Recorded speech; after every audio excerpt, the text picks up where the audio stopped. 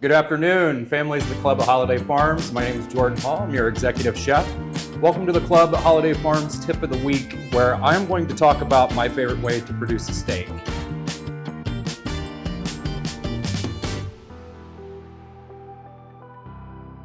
Cast iron is probably the best way to sear a steak. That's what we're going to focus on today, is searing a steak.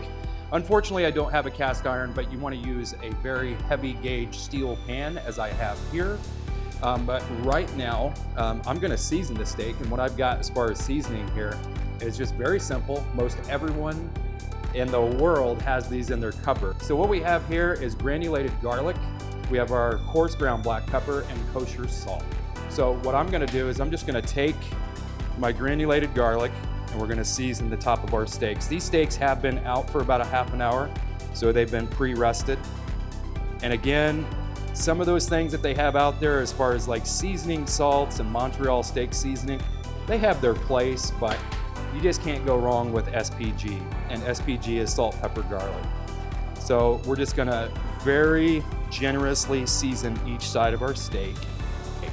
So I've got a little bit of canola oil here. You wanna use a high temp oil.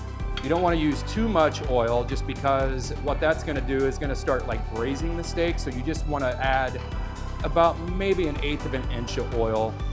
For 2 steaks, I would say maybe a tablespoon of oil will do it, tablespoon and a half. So we're gonna take our steak, seasoned side down, our pan's nice and hot. You're gonna start to hear that sizzle. That's what you wanna hear. You wanna hear a nice sizzle in the pan.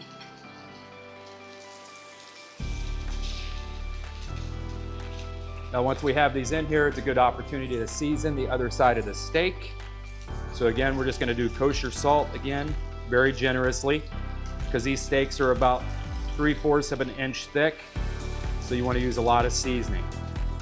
And I'll just take this opportunity to say, if those couples that are out there at the Club at Holiday Farms, if they're staying home for Valentine's Day, hope not, we've got a fantastic menu planned for February 14th and hope to see you in Pete's. But if you are staying at home, this is a good opportunity to use this tip of the week. If you're gonna stay at home for dinner for Valentine's Day.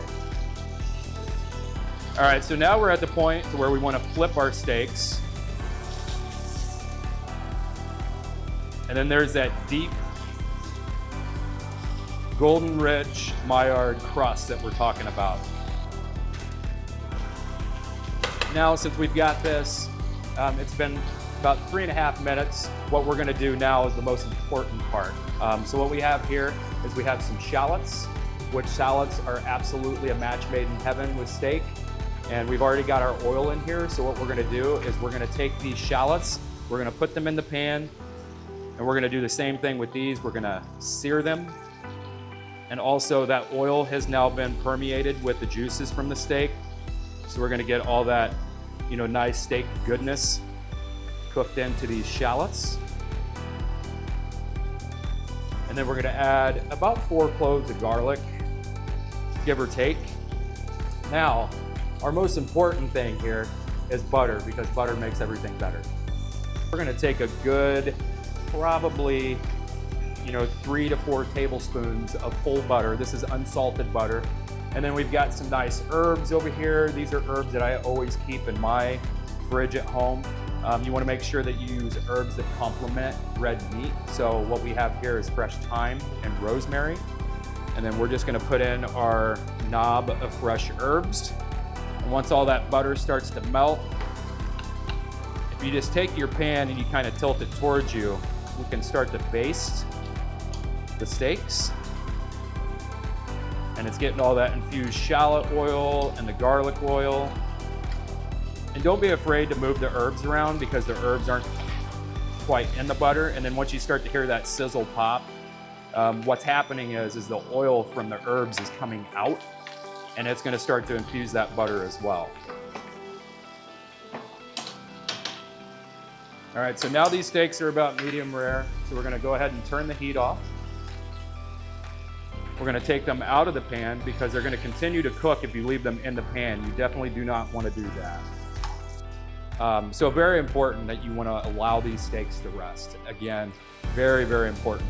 Probably the biggest tip in this entire segment is making sure that you let your steaks rest, because dry steak is not good. All right, so now that our steaks have rested, you can go ahead and you can take the herbs off if you do that at home.